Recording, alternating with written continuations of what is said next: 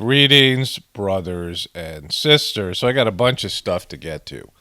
Beyonce does a sacrifice of a baby in a new trending video on YouTube Trends.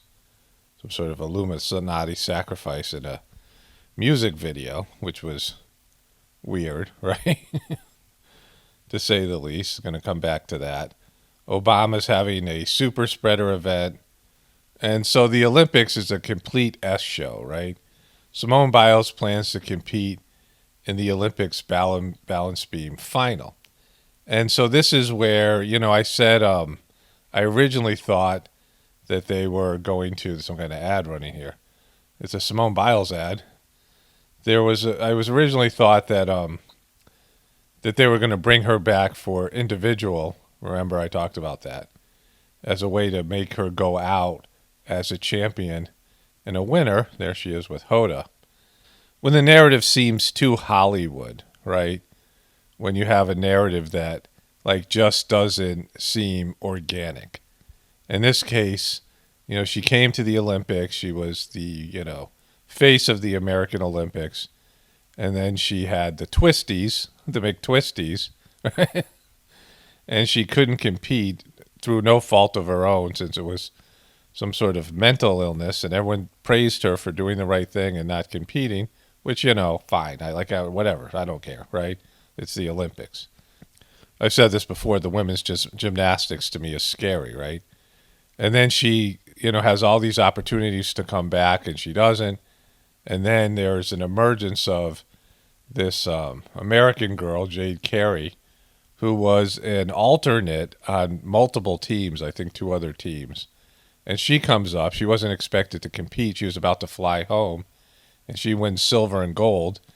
And she says something like, I believe if you work hard enough, your dreams will come true. She has sort of the traditional American thing going on there, right? And so she emerges as a star. The other girl who won the individual, I forget her name, she has her own day now in Minnesota where she comes from. And so there's all these, narratives, Hollywood-type narratives, as they all step up from the GOAT, Simone Biles, not being able to compete through mental illness, right? All these narratives just are too Hollywood to be real, right? And then she comes back for the balance beam, which is the scariest of all the events because they're flipping around on a 4-inch beam that, is a concussion waiting to happen if you have the McTwisties. And so, she's being praised for doing the right thing. Here's an article here, op-ed. Critics of Simone Biles withdrawing from the Olympic events are cruel and miss the point. Yeah, exactly. It's all fake, right? They're bringing up Carrie Shrug here and her ankle and all those things.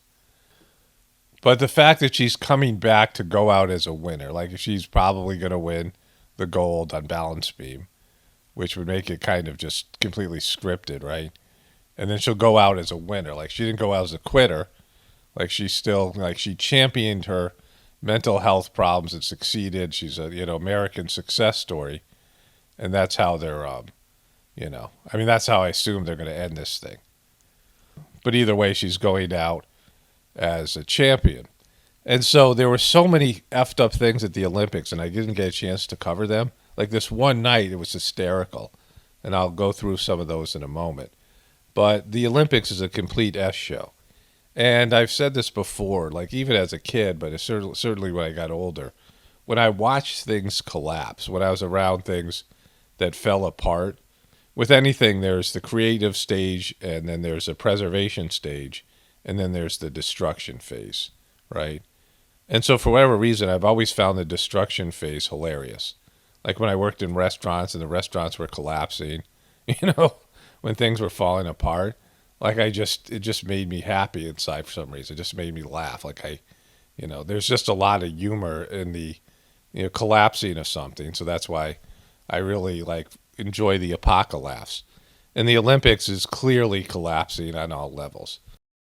The apocalypse is a Greek word, which is defined as a verb meaning to uncover, reveal, lay bare, or disclose, right? And so part of what's happening in terms of the apocalaughs is that things that, the facade or the illusion is coming down. And you can clearly see it in the Olympics, like all these other things. The Olympics is like broken. It's embarrassing. The coverage is horrible. And so many things are being revealed, right? Like I can't even get into all of them. But if you tune into the Olympics, you know what I'm saying? And it's across the board. Like it's only watchable in the sense of everything becoming exposed, right? I mean, if you think about the gymnastics, that guy Larry Nassar and all the stuff that went on with him, I mean, it's, behind the scenes of the Olympics, the cheating, the exploitation, the hyper focus, the unhealthy hyper focus on athletics, right? Because, there's just too much energy and time being put in by these athletes to raise the competitive edge, right, and level and what they're doing to their bodies and, the coaching. And, I mean, it's abusive in lots of ways. And so you start to see that unfolding now. And the Olympics is starting to suck. Like it just, it is, dropped dramatically in terms of what it was before, the facade and the, how much of a positive thing it was, like say in the last Olympics. But now, of course, with the opening ceremony always being these occultic rituals and then all the, the dirt and ugliness behind the scenes. And that's what's emerging. And, it's funny, right? That part of that is funny. Like when the truth comes out, it's always funny. In terms of the medal count, it appears that America's doing well, right? It appears that America's excelling. They have more medals than the Chinese and the Russians. But in terms of the signature events, it just doesn't seem that way, right? It seems like America, is just showing not only weakness but falling apart as a country, right? Like everything that's going on here now is also being displayed on the Olympics. Case in point here, I want to get into some of the, just the horror show of the Olympics, but this was an interesting kind of funny moment that happened last night. So these are two high jumpers who decided to share a medal, the gold medal, instead of, I guess they're friends or something. One guy's from Italy and one guy's from Qatar. And they tied. They both jumped a certain height, and they could do a jump off until somebody, jumps higher than the other guy. And, their legs get tired like anything else, so it would be kind of sucky, I guess. And so they decide to share it. It depends if you both decide on the champions. And this dude, that guy's laughing. This dude is a hugger because I saw him earlier. So he goes nuts. And that is what it means to Tamberi. Because I saw that guy, and to me, with 100-meter dash is like it's like the kind of quintessential Olympic event because it establishes who's the fastest person, right? Although you could say the 40-yard dash, you could do that as well. But in terms of the Olympics, there's the fastest, the high jump, the person that jumps the highest, right? To me, those are like real Olympic events, right? And, now they have the 100, the 200, the 400, the 800, the 1500, the steeplechase, all these hurdles, the same, the hurdle events. And then they have the marathon. And I'm like, why? The same thing with swimming. Do you really need all those events? Why the 200 and the 400, right? And so I always like to kind of watch the 100-yard dash because there's a, definitive that's the fastest person in the world. And so in this case, it was this dude from Italy. It's LeBron Jacobs, a shocking upset. Born in Texas to an Italian mother who moved back to Italy. So he wins. And then this dude, who I was like who's this homeless-looking fan, had just won the high jump. And so, Italy's happy. So these were my two, funny, I was glad to see these things. They made me happy. The other thing was I watched rugby with the Fiji, the island of Fiji that has only 800 people on it. And when I say 800, I mean 800,000. And these guys from Fiji, one guy was like this monster sort of linebacker. And rugby's like a game that really hasn't been wrecked in some way. Like, I don't know much about rugby. Like, half the time, like, why are they doing that, right? You know, they pass the ball between some guy's legs after it's on the ground. Once in a while, they just kick it for no reason. And, you know, the ball is like a football without the outer covering, and it bounces around. And but I got a lot of entertainment out of the rugby competition because it's more like a regular sort of fun sport, right?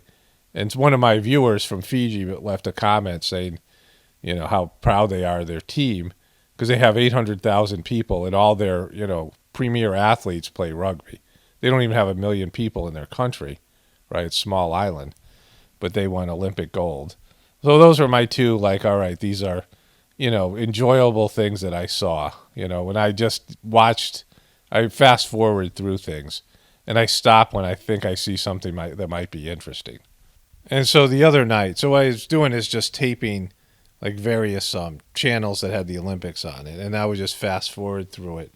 And then I might see something that looked interesting, I'd stop and watch it, right? And I noticed that one of the girls that was doing the hurdles fell. So I had to see that. Like, she falls right off the bat. Like, I think she was one of the ones that had a chance to win. I'm not sure. Like, I didn't, you know, watch the whole thing.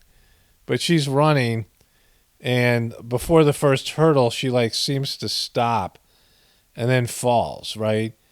And then this happened with these gymnasts. One of them was stutter stepping on the, you know, on the vault, and like they just had one error after another. If you watched any of the, like the gymnastics or any of these things, I just sort of like fast forwarded through all these things, and there was lots of glitching out, lots of errors.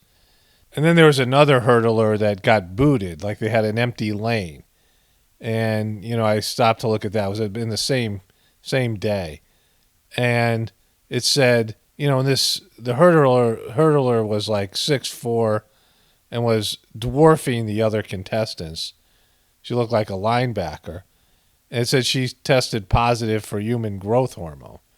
I was like, yeah, you know, but there's lots of these athletes, especially the women athletes, that have put on muscle mass and things that you wouldn't think happens organically. It's harder for women to put on muscle mass. I've talked about other videos. And there's then all these other things that I'm not going to go into that are happening, especially in some of these X game type of sports, where the athletes don't look like average people, right? There's something off about them, whether it's the stress. You can see the stress in the faces of the gymnasts that seem to age at a much quicker rate because of a very stressful sport, and spending too much time focusing on athletics and then building your body in a way that's abnormal. And then there's just, you know, giants that play, you know, basketball and volleyball, and people who are, you know, 7 feet tall or whatever, 6, you know, 8, 6, 9, things like this.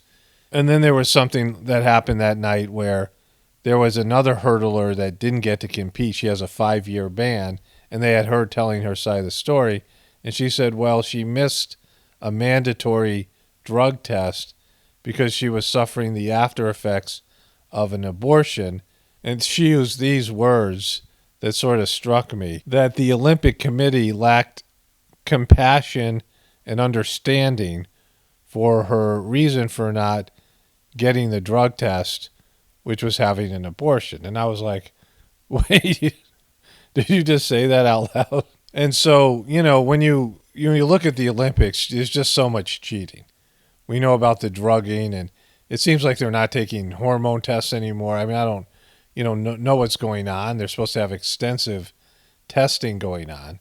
But if you look at the Olympics, you wouldn't think they are. Like, it just, you know, it's completely like a shit show out there. The other part of it, it's like the mighty have fallen. Now, Russia is called ROC, and they can't fly the Russian flag because they got caught cheating. And I can't imagine they're the only ones. And America is folding on like the big name sports over and over again. America, which has, you know, a big country and a diverse country and so much more money and resources. And when someone wins a gold medal in America, you know, it becomes a ticket to wealth and fame, right? And so there's, it's even more incentivized here than some of these other places that have limited resources, right? On a global level, you see them for a moment, but they don't have the kind of sponsorship and money and resources that America has. And America is folding like big time, which I was happy to see. This is the front page of the Huffington Post. Heartbreak, U.S. women stunned in soccer semis. Well, it's not a heartbreak for me because I was rooting against them. Megan Rapinoe, and I just, I don't like the U.S. women's soccer team. I'm also rooting against the NBA basketball team. U.S. women's soccer team loses in Olympic semifinals to Canada 1-0. Hoda's yelling, stop, don't let it happen. They almost lost to the Netherlands. And again, I didn't watch the games. But, I was thought that something might be brewing. Americans have dominated men's basketball and women's soccer for years. There's, again, more resources, and it's some of our signature sports where, there's a funnel from the youth to go into those sports. Gymnastics has been more competitive, but there are certain things in swimming, Americans have we're never the underdog, right? Very seldom will we ever be the underdog. And, there's an arrogance that goes with it, an attitude of entitlement that you can see from the teams. And I've said this before, I don't root for local sports teams, like I just never have, even as a little kid.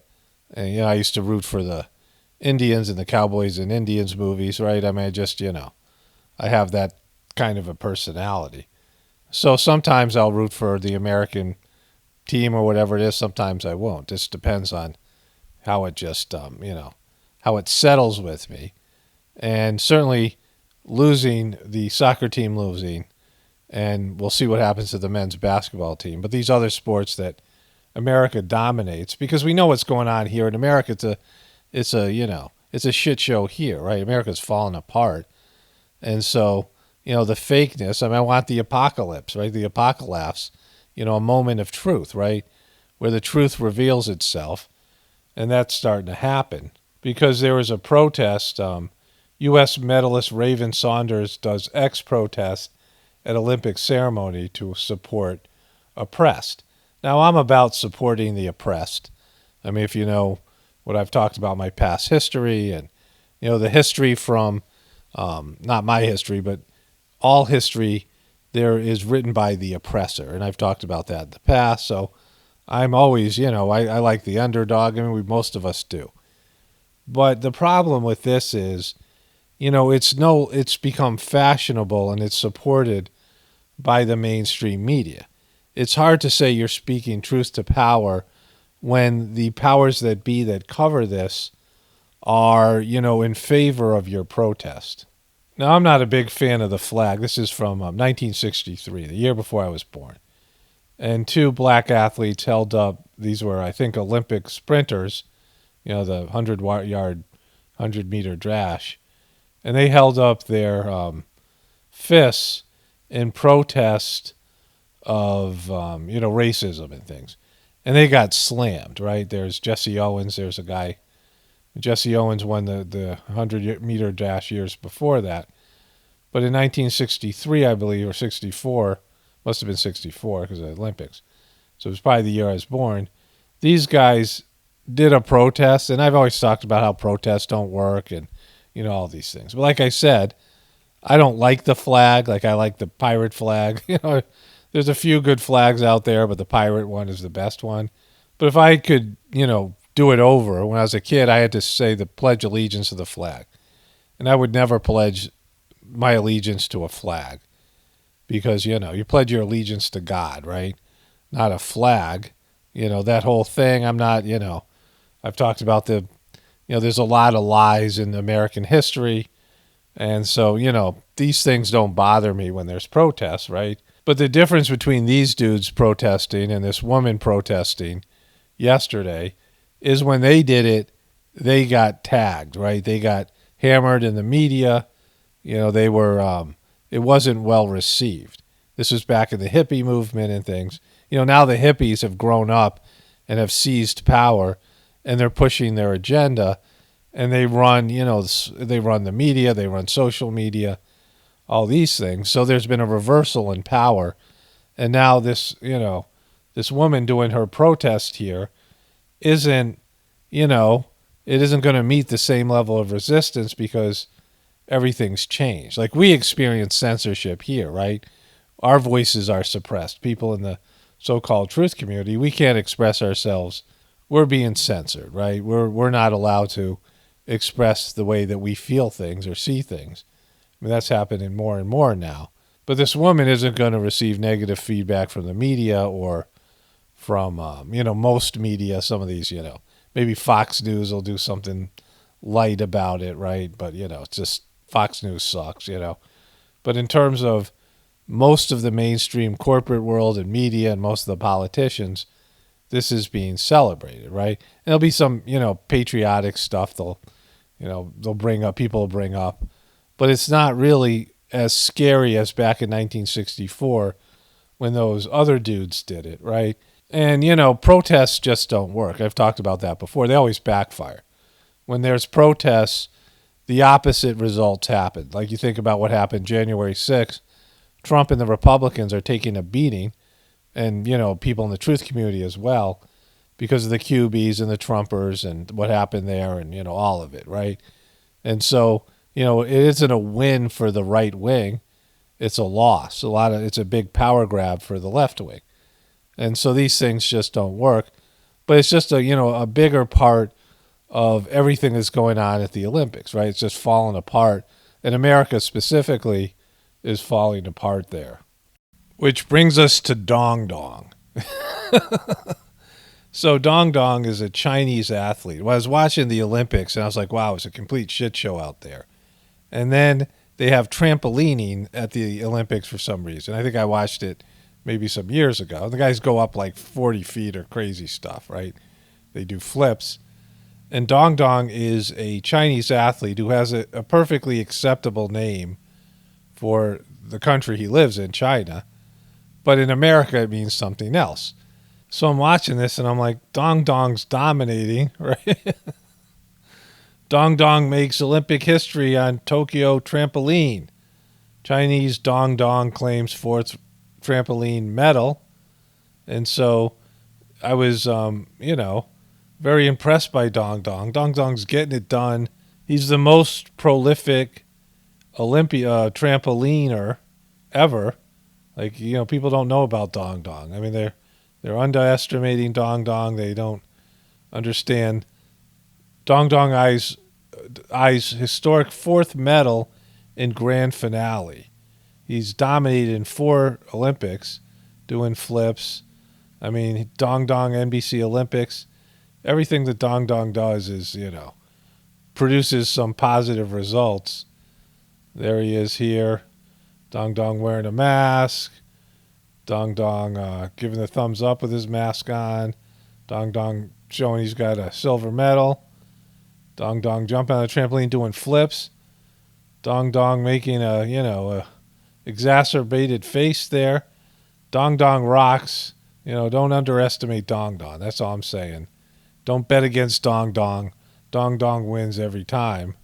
People want to keep Dong Dong down. You can't keep Dong Dong down. Dong Dong's going to rise. You can't put Dong Dong in a box. My only regret is that I now hear Dong Dong has retired, and that's, a sad day for all of us. And so I think he's going to enter into the astronaut program there, and Dong Dong will be the first man to land on Uranus. Or maybe he'll go work at Applebee's. I don't know. I don't know what the future holds for Dong Dong. Obama expecting 700 to attend his 60th birthday party despite COVID. And, this is going to be a super spreader event. George Clooney, Steven Spielberg, and Pearl Jam's going to be there.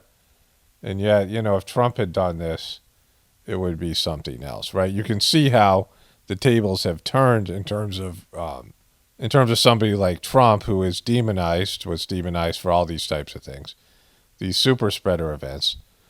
but Obama has been given a free pass.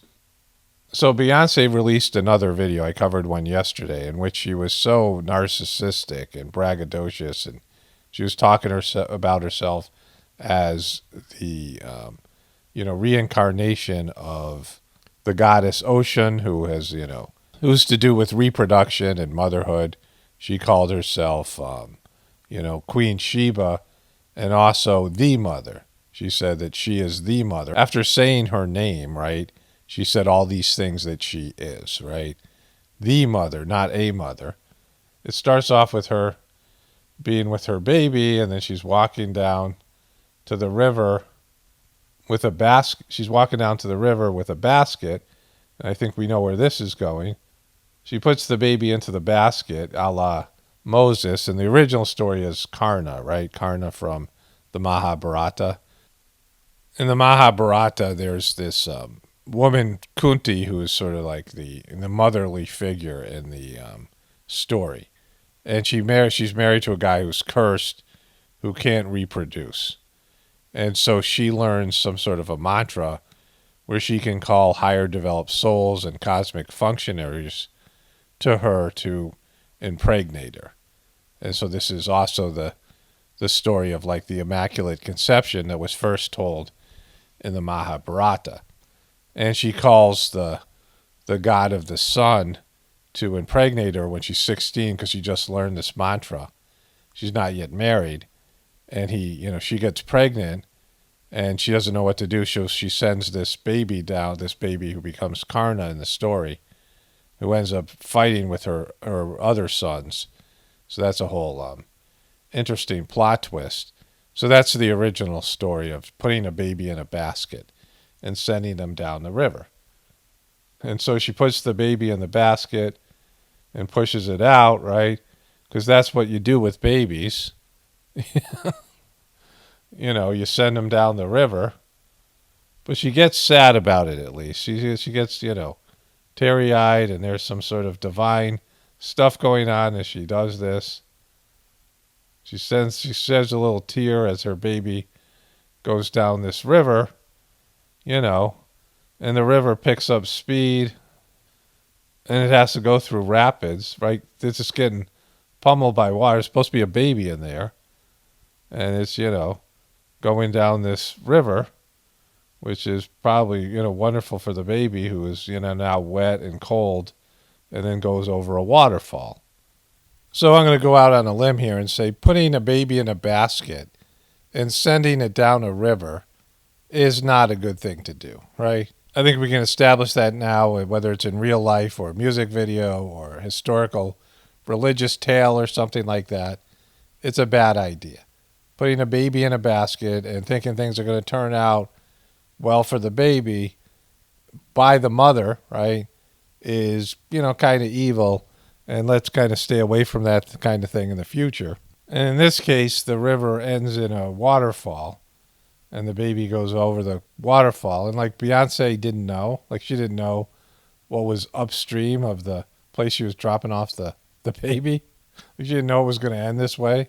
And so then there's an adult figure who plunges into the water, and they switch the story up. And this guy is meeting this elder, and Beyonce starts doing this narrative. The elders are tired. And she's really bad at it. So this guy goes up into the light. The name of this video is called The Other Side. And so this guy goes up into the light. I don't know if he's, again, there's no context to why he's even in this video. But then they go to this place where there's bamboo and the kids have face paint, but it's like a heaven. It's this heavenly type of, camera work here. And Beyonce's there, and she's wearing big triangle earrings. And there's a basket that's gone to heaven with the baby. And Beyonce starts singing. She starts singing in some triumphant way. And she picks up the basket. And it's her and her baby are reunited, and she's wearing some sort of Gucci-like fashion in heaven. So she sacrificed her baby by sending it down a river where it, ultimately died And who knows how she died. She died some way as well.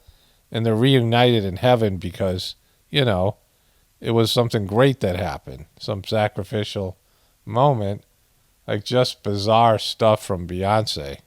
So I want to recap this. In the video I did yesterday, Beyonce comes out and they're flaunting their wealth. Her and Jay-Z are flaunting their wealth with servants and opulent lifestyle. She talks about how great she is, how rich she is. Jay-Z does the same thing. Their cars, their house, all these things. And then she says, you stay in Ramada Inns, right? And then she talks about all the things that she is, a goddess, a saint, various queens and royalty, me, I. And then they put out this video today. There's a lot of Illuminati symbolism and stuff in the other video as well. She's flashing these hand signs, all these types of things, right? Which is something that she complained about in another song, this Illuminati mess or something she said. But her and Jay-Z have cultivated this, and, you know, they've embedded this in their videos, in their life, whatever it means. They want you to see it. They want you to, you know, think about this as being some sort of secret society, hidden kind of stuff, right? And then she makes this video that has to do with some sort of, I think it's like one of these video albums, and it's called Black is King, and she has this horrible song. It's kind of a ballad where she takes a child and puts it in a basket and sends it down a river, which would be a horrible way for a baby to die, you know, in some porous basket that is going to ultimately take on water and sink to the bottom of the river after getting battered around and being waterfalls and all these things.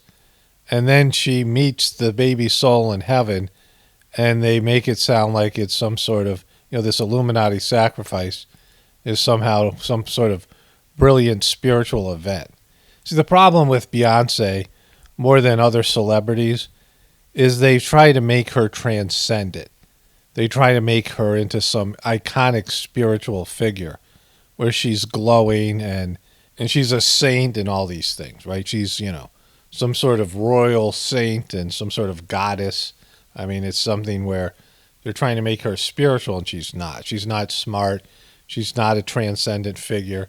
I mean, with Madam Expiration Day, with Madonna, everyone knows that she's sort of a loudmouth liberal skank, and she's, you know, she's not, like, she wants to be spiritual, and she tries to market herself as being transcendent, but not in the way that they're doing with Beyonce. And, you know, Britney Spears talks about some sort of new age things, but she's some, you know, dope, right, who's being exploited. The narrative is that she's being exploited and abused by her family, mostly her dad, right? But that's, you know, that's part of the narrative. And they've tried to do this with other singers, where the singer comes out and, you know, is very popular, and then they take them down and they go through some sort of, you know, difficult thing, drug use, bad behavior, and then they're this transcendent sort of figure. But they've done it with Beyonce on a whole new level. And she's simply not that, right? Her videos are stupid. Like, she's not smart herself. The, you know, the stuff that they're putting out there is low vibration, low consciousness. It's not for smart people. It's not for, you know, people who have critical thinking skills or any of these things, right? You know, it's spiritual food for the dummies, right? See, one of the things that happens when the sort of veil is pulled back, or the illusion is pulled back, is that, you know, when you're just a normal average person, especially when you're younger, there's this idea that there's people that are better than you, smarter than you, more mature than you, that are running things. Like, you can just relax because, you know, they're not like a bunch of chuckleheads like you are, right? Like, they're real adults out there, you know, adults that don't make dong jokes. And so you have, like, you know, people who are, you know, just better, saintly, wise, more mature in the government, or maybe, you know, in the celebrity culture. And these people have been successful, somehow are just, you know, better people. And the way that they're running things is, you know, in some way there's this altruism. I mean, the way that you think leaders should be, the way that leaders are portrayed in books and movies. And you can relax and be a chucklehead because there are, you know, real people out there that are making the decisions to sort of, you know, move society along and keep everybody safe and making the right decisions, making the right kind of, you plotting the right course for humanity. But then when you end up waking up a little bit and you see that's never been the case, and it certainly isn't the case now. And so, it's really just a shit show. And this is like the apocalypse where it's coming out, right, where you can see it. Like I have a whole nother set of things to put in here. I'm kind of wiped out today, and there's these other stories that go along with this. So I'm going to continue this tomorrow as well. And, every day really, because what this is about is how the people that run the country, the leaders, are actually worse than the average person. They've been consumed by their addictions, by their, desires, their egos, right? And they are, whatever it might be, power hungry, greedy, all these things. Lustful, all the, negative things, indulgent, and most of all, really, really selfish. These people are, the most selfish, they're the worst, and the most, self-conscious and, just thinking about themselves every second. You listen to this pop music, me, I, me, I, always talking about themselves, right? Just obsessed with themselves and thinking somehow they're better and more important and they have, more to offer than everybody else. And it's just simply not the case, right? It's not, they're the worst, right? They're the worst of what humanity can be. And they're the people that are the leaders or the faces. Beyonce's the face, one of the faces, the celebrity faces of humanity, right? Some iconic figure. And her stuff is whack, right? It's just not, it's got all this demonic symbolism and the materialism and the stupidity and just the poor quality of it and just the, low vibration nature of it. And you see this throughout celebrity culture. And even more so in politics, because the politicians are so ghoulish and so, at least the celebrities are polished. At least the celebrities can, pretend to be likable. They can tell interesting stories when they go on interviews and they can, joke around and appear to be human, right? They can act like a good human being or an interesting person. They can be fed lines and given stories and they can pull it off and you can, connect with them based on their performance. But politicians that are also performers, they're so unlikable. Like, when you see these politicians talk and give interviews, you're like, how does anybody vote for a person like this? Like, how can you vote for Joe Biden, you think about Hillary Clinton, some of these politicians they put out there. Ted Cruz, right? Like, just totally unlikable. Like, how can you even connect to them and think that they would make a good leader? So the politicians are even worse because they're not as good as actors, as real actors. They're not compelling. They're not likable. And so then you get into like bankers and businessmen, and they're so ghoulish. I just talked about that documentary. What is it? The Greatest Crime in History or whatever it was, the Sadler family that was able to put out all those opiate, they bought the politicians and doctors and all these things. I hadn't watched the whole thing when I was about an hour left of it. It turns out that they walked away with $10 billion in profit. I guess they paid some of that in taxes, but the family did. And the company got charged with 3 felonies, Purdue Pharma and some, bogus Trump-led. Remember there was some news stories about this. I covered it. I didn't really understand who the Sadlers were, but they were, there was some federal prosecution of their company, and they said there was an $8 billion settlement that they had to pay, but their company's only worth $1 billion. And so the only way they can pay it is if they sell more Oxycontin, right? And so, it was a horrible ending, and everybody that did something walked away with everyone who broke the law walked away with cash. And so a number of people served a couple of years in one of those federal sort of cushy prisons, but they still walked away with money. And so crime pays. That's the message that was given. But you saw this Sadler family, and they're so ghoulish. They're not even human beings. Just these, zombies, these ghouls walking around, sucking the blood and energy off of other people. And so you understand when that's your leadership, those are the people that are either the face of your culture, right? The famous people, or the politicians, or the people behind the scenes pulling the strings, the money people. I mean, all these various, figureheads and puppets were given as leadership, and then there's the real people behind the scenes, and all of them are not good examples of human beings. Like if you met them, you hung out with them, you'd find out how petty and how narcissistic and how competitive and weak and, all these things they are. That's why our society is the way it is. And then you look at all the other people, right? One of the things I've seen, like if you're given something that's supposed to like protect you, right? Like let's say you got something for your, I don't know, computer or something, and it was supposed to protect you from security threats, viruses and things. And you were told, well, you paid a lot of money for it, and it made your computer worse in some way or another.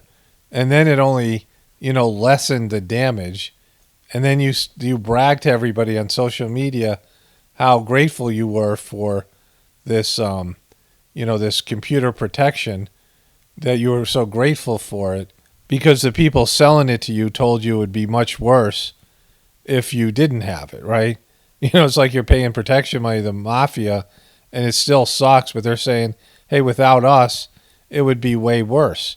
And this is going on right now, and the people are just, falling for it left and right. You think about the level of consciousness out there, how people just can't see through it, even when, things are, hurting them or something, and they don't see through it, or the things don't deliver on any sort of level, right? They don't, produce the kind of results that they promise, and then, they're praising these things. I mean, it's just how the low level of consciousness is there. And so once you start seeing all these things, I've been doing this for years, right? And, I've met saints and higher developed souls. I mean, the masters of the heartfulness system and people that are on a complete different higher spiritual plane of existence, and, the things that the transmission and the services that are available in the system. There's a lot of people who are just wonderful people that do the system, but there's lots of people who do the system and they do it well, and they, and they have good hearts and good internal spiritual conditions, but on the outside, it's hard to deal with them or work with them. They're just difficult people, right? And so I've seen this in so many different ways, and I've just realized, I mean, this is one of the things, I talk about here once in a while, that something has to happen, or multiple things have to happen, apocalyptic things, right? Big events to sort of crack the habits and the addictions and the consciousness of humanity, sort of, shake us out of our stupor. And that's just the only way it's going to, change. Like, we're not going to choose it ourselves. I mean, I'm, basically as sure about that as I could be about anything. That human beings won't give things up and change and, adapt and rise to a higher level. We have this tendency to want to stick to a lower level of addictions and low level consciousness and not rise up to a higher level. It's unfortunate, but that's just sort of the nature of human beings and what's going on with our system right now. And you can see it on every possible level. People want to believe that there's some solution out there, and so there's some leadership out there. And if you get the word out to enough people wake up that they'll demand change. And who's going to, who knows what to do in terms of that change? Like if you came out and you got everyone on your side in the military, and you went to the controllers and you said, we demand change, and the controllers go, well, we don't know how to do that, right? It's like going to the wizard in the Wizard of Oz and demanding change, right? He's just a flim-flam man. Trump was just a flim-flam man, right? Trump doesn't know how to change things. Trump is just a salesman. Like, he sold you that he was going to, make America great again, but he couldn't deliver. Like, he doesn't deliver. He sells things, gaudy things, right? He sells himself. I mean, all these guys, all this stuff. They can sell, things. They can make a movie about it. They can make pretend utopia. They can make some fabricated utopia. They can, pretend to be knowledgeable. They can create a character that seems wise and like a godlike character, some, ancient being or wizard or something like this, Gandalf or whatever it might be, right? They can create these characters that look like they know what they're doing, but they don't know how to fix these things. They don't know how to create a holistic economy and, a more holistic and natural spiritual system and health system and in terms of everything across the board. They don't know how to work within the framework of the divine universe and incorporate God internally and connect to God internally and bring God into creating a divine system based in the divine spiritual principles. And most human beings would reject it. That's the other thing. Now, let's say God gave me a message, right, and just showed me the vision of how humanity could become, raised to a higher level of vibration and solve all these problems and leave all that bad shit behind them, right? All the bad shit behind us. Let's say I could see it, right? And I, could see it really clearly and I could articulate it to everybody. Me or somebody else. It's just, me in this case, but anybody could do this and articulate it to everybody, a plan and how we could do it and what we needed to do and, all of it, right? And, a very comprehensive plan. And most people would get bored and wouldn't want to listen to it, dismiss it. They would either be hostile or jealous or, wait, I got to give up this or I got to give up that. And so 90% of people wouldn't even, hear me out, hear, whoever it was out, right? Wouldn't even bother to, no matter how bad things were for them, they wouldn't even, bother to listen. And then the few that did would, maybe say, it sounds okay. Maybe a small percentage of the people would be willing to sign on and try to do something about it. And so, the controllers could do that, present a plan. I mean, they couldn't come up with one, but they could be given one, and the majority of people would just reject it out of hand. And so the reality of our situation is, this is, where we are as a species. There's very little inside most human beings that want to know the true purpose of our being here, want to connect to God internally, not in some bogus religious way, but connect to God and have a developing relationship with God and serve God and have a, dialogue where God lets you know that these things that you're doing have to stop. Give up things and change. Most people don't want that. Like, some 90-some% don't want any part of that, even just on a remedial level. And the distractions of our, modern day culture are so strong, and the addictions, that people aren't going to walk away from it if they don't have to. Most people. And so, this is what's going to happen, right? There's going to have to be some sort of collapse of our modern day system and a lot of events that just break down the status quo within people and shake them up, right? Rattle them and, make them, like sort of wake them up in some way and create maybe a fear response or something and just, desire to survive, and they can break out of their stupor, some of them, and then reach up and, maybe embrace something like, the heartfulness meditation or whatever it is, right? And so, we'll see what happens. There's one factor in, what people are going to do when the system collapses. Like that's, there's a couple different, polarized type of behaviors. The low vibrational behaviors where people just flip out and go back to the Cro-Magnon days, right? Just go down to the worst level of human behavior, low vibration. And then people, the other polarized option is people rise up to a higher level. And there's lots of things in between, but those aren't going to be available to people. It's going to have to be one or the other. And we'll see, right? Some of us will see. I don't know, how long this is going to take place. But eventually, at least on some level, on a soul level, we'll all be able to witness this. And hopefully the good part of you, human beings, the higher, the self, the soul within people, the higher level being that's inside everyone, emerges and rises up and, sort of takes control. Only spirituality will save this world. It's Paul Romano, definitely reporting from the Apocalypse and the Ascension. Everyone have a blessed day and be grateful.